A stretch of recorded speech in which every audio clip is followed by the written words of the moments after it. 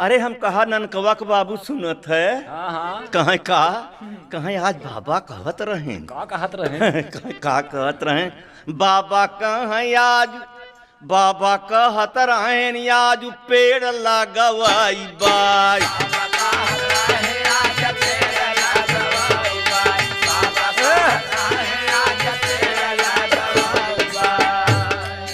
nursery से फलदार वृक्षा मांगवाई बाई